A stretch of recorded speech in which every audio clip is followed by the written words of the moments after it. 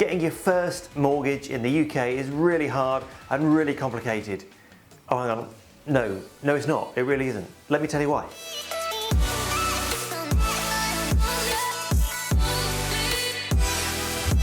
Hey everyone, my name is Adam. Welcome to the channel. I'm an expert mortgage broker, and today we're talking all the things that you need to know to get your first property and your first mortgage in the UK.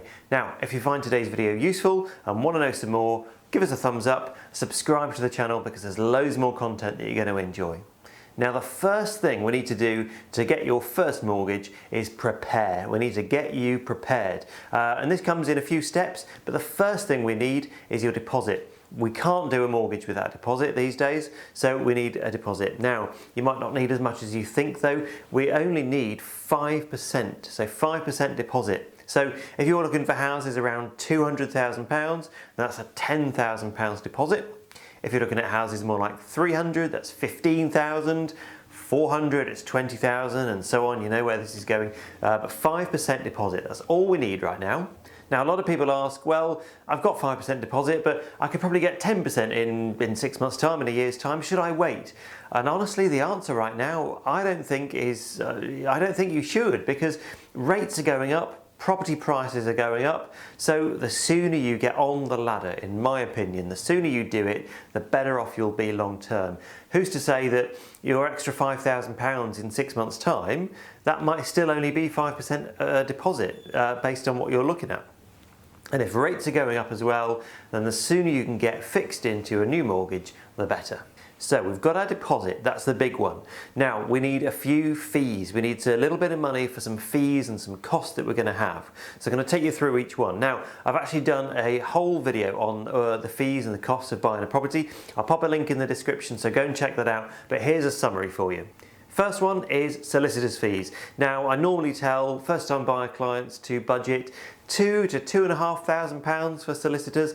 It might be a little bit less than that, but it could be that, especially if you're buying maybe a shared ownership property or it's help to buy maybe. Again, there's videos on that on the channel as well, but those extra complications, or maybe you're buying a flat, a leasehold property, those things can add on to your solicitor's bill. If you're just buying a normal house outright, it might be more like £2,000.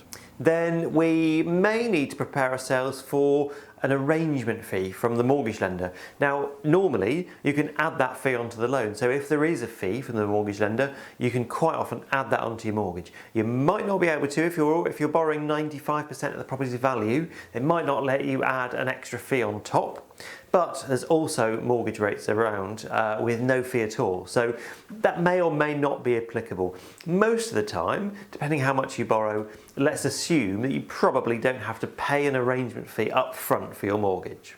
Okay, then we are into stamp duty. Now, if you're a first-time buyer, you don't pay any stamp duty, up to £300,000 in most parts of the UK.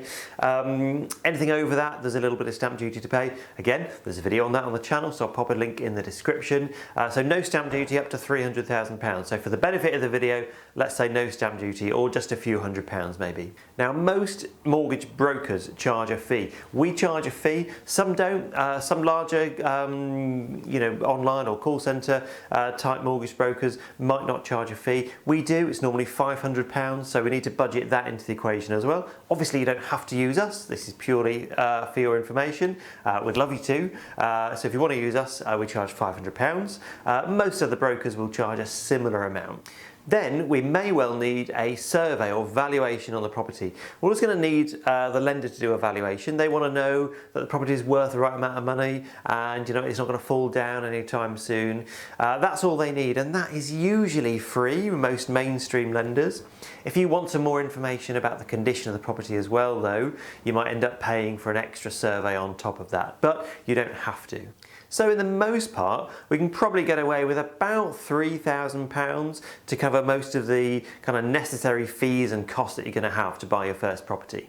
Then, once we've got all our fees and our cost money to one side, we've got our deposit, we need to start looking at how much you can borrow. So we need to do some affordability checks.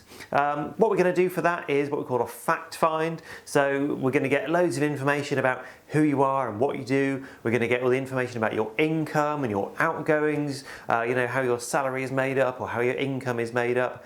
You know, if you've got variable income in there, overtime bonus, that sort of stuff. Then we're going to look at your loans, your credit cards, student loans, that sort of stuff. So all of that then will build up a picture for us of how much we can borrow, and we'll try different lenders to see who's going to give us the most money, because some lenders are way more generous than others. It depends who's got the best rate and who will lend you the most money, and we'll find the right combination of that for you, and then we'll let you know how much you can borrow. Now, if you have got some variable income and let's say you've got some bonus or overtime that changes month by month, how much you can borrow will also change month by month, because most lenders will average the last 3 months.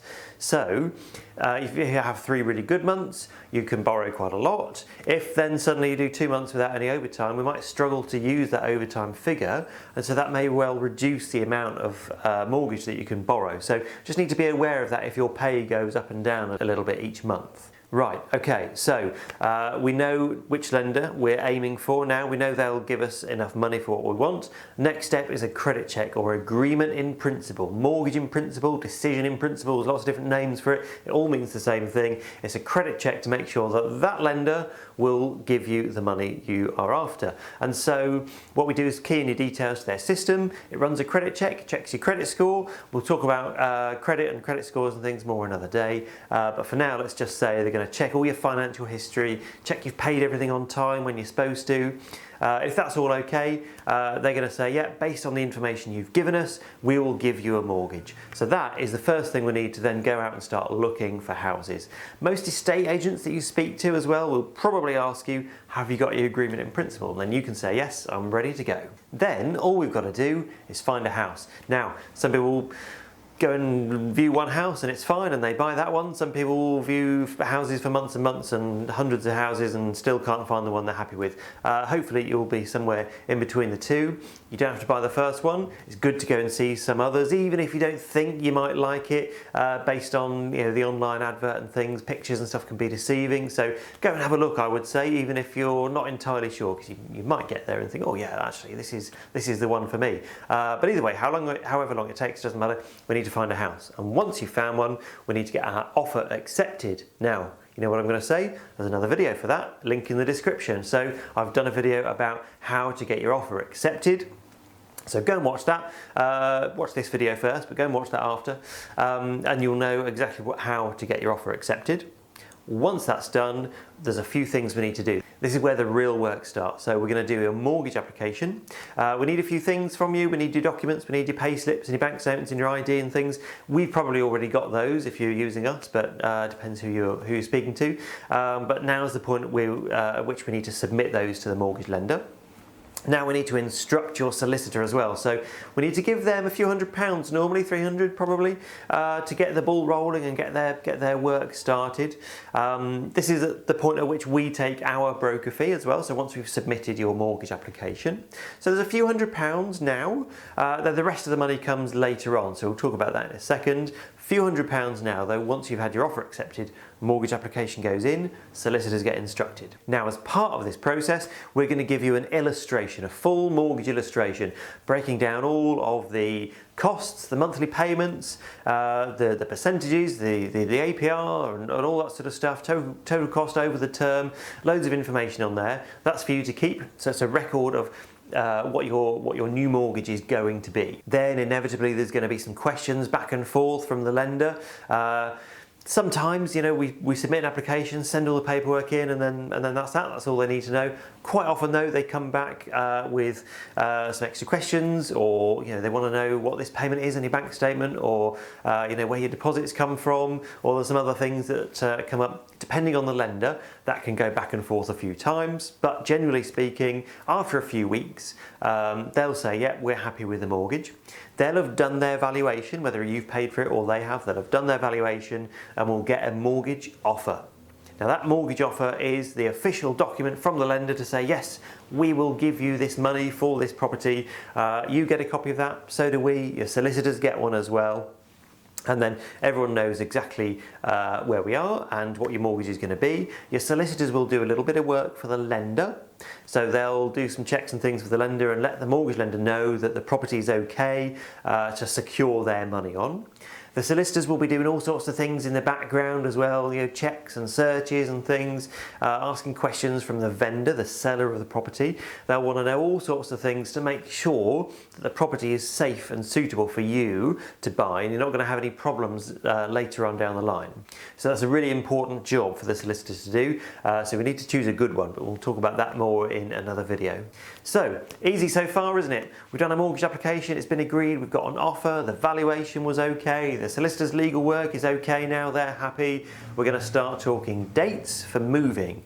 And then what we're going to do is move towards what we call exchange of contracts. This is an important one. This is where everything is legally bound. So you must buy the property, they must sell it to you, everything's set in stone. This is when you need to give your solicitor your deposit money, however much that is, and then they will give that to the sellers of the property as a deposit, just like you put in a deposit down on a new car or something like that. So once you've paid your deposit, you might have to pay your legal fee then as well, which is normal. Then you've organised a completion date. You've exchanged contracts, everything is happening, we've got a completion date set in stone. Now completion then is the day, the exciting day. All the money changes hands, so the lender gives your solicitor the rest of the money, they give that to the sellers, and then you get the keys and you get to move in and you get to go and enjoy your new property. So we've gone right from start to finish there. We've gone saving the deposit, all the fees, all the costs, the application, the process, the moving, everything. So it's quite a quick video. I've talked quite quickly, so hopefully I haven't missed anything. If you have any questions though, please do drop them in the comments below. There's also links to, so there's some links to some other videos which I've mentioned through here. There's links to our website as well, so if you've got any questions you can get in touch with us on there. You can also book an appointment straight in our diary from the website, or there's a link below as well for that. So any questions, please do get in touch. Otherwise, I will see you on the next video. Take care.